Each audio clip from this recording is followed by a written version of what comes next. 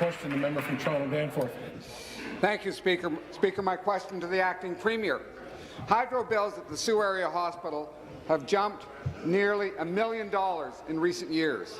It's become clear that the hospital, along with manufacturers and other medium-sized businesses, will not see any bill reductions despite the Premier's promises.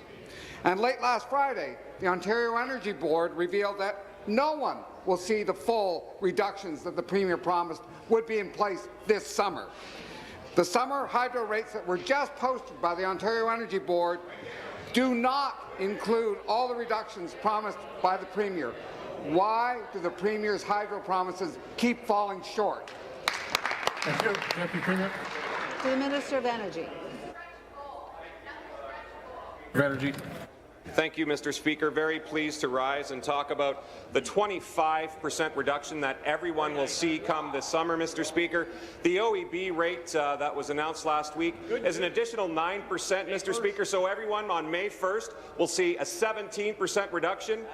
When you take the 8% that started in January, plus the 9% that's coming, Mr. Speaker, that's 17, with more to come, Mr. Speaker. And that's great news for all families right across the province. And I know, Mr. Speaker, that it's very hard to understand that when it comes from a party that has no plan, no real substance, Mr. Speaker, when it comes to reducing rates. They've got pie-in-the-sky ideas, Mr. Speaker. They want to form a committee and maybe have that committee in someday come up with a solution. Our solution is working, Mr. Speaker, so much so that the OEB already brought forward a 9% reduction on top of the 8%. We're going to see 25% reduction by summer, Mr. Speaker. That's good for all families, for farms, and for 500,000 small businesses right across our province, Mr. Speaker. Supplementary. Speaker, back to the acting Premier. Starting May 1st, hydro disconnections will resume.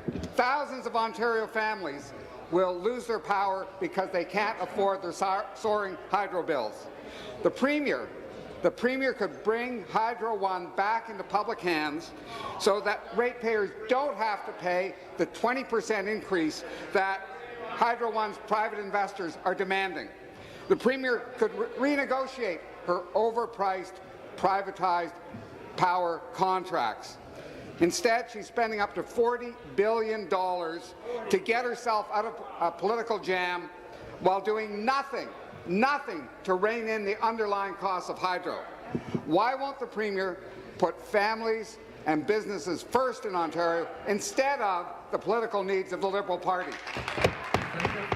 Minister.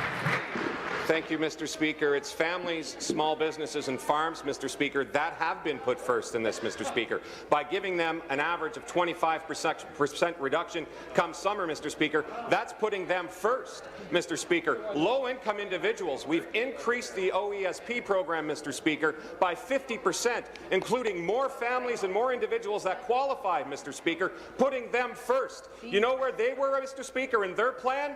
The last page. I'm not even mentioning First Nations, Mr. Speaker. We are making sure we're helping First Nations. We're helping small businesses. We're helping farms, Mr. Speaker. When it comes to putting families first, when it comes to putting small businesses first and farms first, Mr. Speaker, that is something that we do, Mr. Speaker. On the other side of the House, they put them on the last page and forget about them, Mr. Speaker. We have no time to look at pie-in-the-sky ideas like they do. That's why we're acting by summer with 25%.